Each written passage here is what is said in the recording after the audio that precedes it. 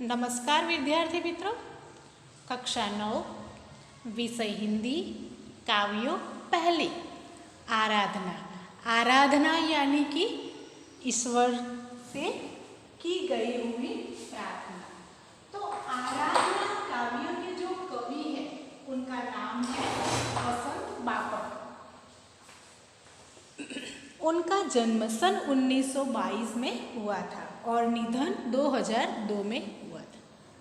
श्री वसंत बापट ख्यात नाम कवि है। उनका जन्म महाराष्ट्र के सतारा जिले के कराड़ नामक गांव में हुआ था। उनकी कर्मभूमि यानी कि जहाँ पर रहकर उन्होंने कार्य किया है उसे हम कर्मभूमि कहते हैं। राष्ट्र सेवा दल में वे अग्रणी थे, यानी कि राष्ट्र की सेवा के दल के वो प्रमुख थे। व्यवसाय से प्राध्यापक रहे, प्राध्यापक यानी प्रोफेसर। उनके काव्यों में राष्ट्रभक्ति, समाज जागरण एवं मानवीय संवेदनाएं व्यक्त हुई। तो उनकी जो काव्य है वो ज़्यादातर राष्ट्रभक्ति के ऊपर लिखी गई है। प्रस्तुत काव्य का प्रकार है प्रार्थना। प्रस्तुत प्रार्थना में सत्य, शिवम, सुंदरम की भावना के साथ दीन दुखियों की रक्षा करना, मानवता की उपासना करना, भेदभावों को दूर करना, बैर भाव से मुक्त होकर विश्व बंधुत्व की स्थापना करना, जैसे वैश्विक मूल्यों का हस्तांतरण, यानी कि उसे काव्यों के रूप में यहाँ आलेखा गया है।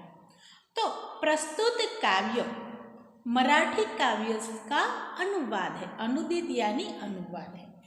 तो कहा जाता है कि वसंत बापट जी ने ईश्वर से प्रार्थना करते हुए पहली पंक्ति में यह बताया गया है, देह मंदिर चित्त मंदिर एक ही है प्रार्थना, यानी मेरा जो शरीर और मन है वो एक ही बनकर रहे, ऐसी ईश्वर से प्रार्थना करते। क्योंकि कभी कभी ऐसा देखने को मिलता है कि जो जैसे दिखते हैं उनके आचरण में वैसा कोई गुण देखने को नहीं मिलता। इसलिए कवि कहते हैं कि मेरा देह और मेरा मन एक ही हो, ऐसी मैं ईश्वर से प्रार्थना करता हूँ। सत्य सुंदर मांगल्य की नित्य हो आराधना। सत्य यानी हमेशा मैं सत्य बोलूं, सुंदर यानी हमेशा मैं सुंदरता की कामना करूं, मांगल्य और दूसरों के कल्याण के हेतु में प्रयत्नशील रहूं, ऐसी मेरी ईश्वर से प्रार्थना है। दुखियारों का दुख जाए है यही मनकामना।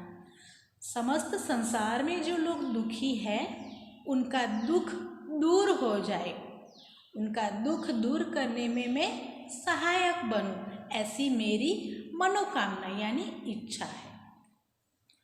दूसरी पंक्ति में कहा गया है, वेदना को परख पाने जगाए संवेदना। मैं इतना संवेदनशील बनूं कि किसी भी व्यक्ति को दुखी देखकर मैं भी दुखी होकर उसकी सेवा में लग जाऊं, यानी कि वेदना को परख पाने जगाए संवेदना।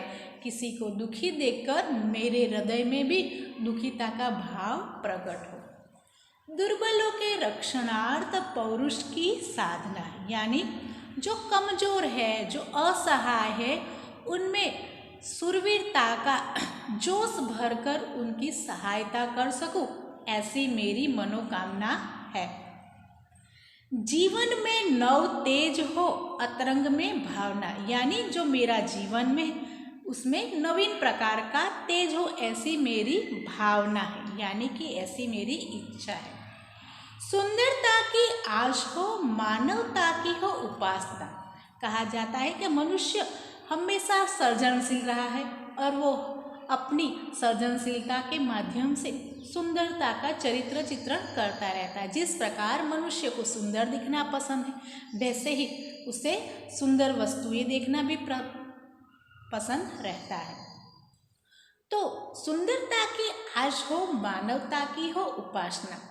चाहे मनुष्य जैसा भी दिखता हो, किंतु उसके भीतर जो मानवता के गुण विद्यमान हैं उसे उजागर करना, यही एक मेरी उपासना यानी एक मेरी यह तपस्या है। शौर्य पावे धैर्य पावे, यही है अभ्यर्थना। शौर्य यानी साहस, धैर्य यानी धीरज, यही है अभ्यर्थना। यानी कि मैं यही ईश्वर तुमसे विनती करता हूँ कि मेरे जीवन में शूरवीरता आए, धीरज आए। भेद सभी अस्त होवे बैर और वासना। सुखे क्या कहा जाता है कि वैर यानी कि जो भेदभाव है, जो वैर भाव है ऊंच नीच के, वो सभी अस्त हो जाए यानी समाप्त हो जाए। सभी मनुष्य आखिर में एक ईश्वर की संतान है और सभी आपस में मिलजुल कर रहे, ऐसी कवि प्रार्थना करते हैं। मुक्त हम चाहे एक ही बंधुता की कामना।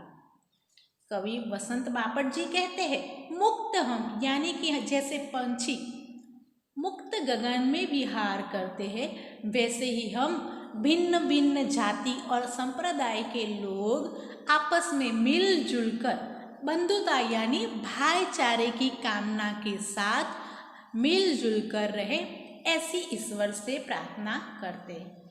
तो कवि वसंत बापट जी आराधना काव्य में मिलजुल कर भाईचारे की भावना को उजागर करने की बात बताते हैं। कहा जाता है कि ईश्वर ने स्वयं, ब्रह्मा ने मनुष्य का सर्जन किया, श्री विष्णु ने उनका पालन करने का वो भार उठाया, शिव उसका जीव हरण करने का कार्य करते हैं। तो इस प्रकार मानव की रचना करने में त्रिदेवों का संपूर्ण योगदान है। ऐसा मनुष्य जीवन हमें मिला है। तो कहा जाता है कि गांधी जी ऐसा कहते थे कि जो प्रार्थना है वो आत्मा का आहार है, यानी प्रार्थना करने से हमारा पूरा दिन अच्छा जाता है और हमारे अंदर जो सुसुप्त भावना है वो उजागर होती है। इसीलिए ब्रह्मा ने जो मनुष्य का सर्जन किया है, तो हम भी कुछ ऐसा करें कि जिसके कारण लोगों को हमारे प्रति आस्था हो, मान हो और श्रद्धा हो। ऐसा करने से हमारी मनुष्यता यानी कि हमारा जो मानव जीवन है, जन्म है, वो सार्थक होता है। कहा जाता है कि कितने जन्मों के पश्चात मनुष्य का अवतार मिलता है और अच्छे कर्म करने पर फिर से मनुष्य का अवतार मिलता है। इसलिए कहा जाता है कि एक ही मनुष्य जीवन में इतने सारे काम करने होते हैं, तो क्यों न हम ऐसे काम करें कि हमारे बाद भी पूरा संसार हमें याद करे।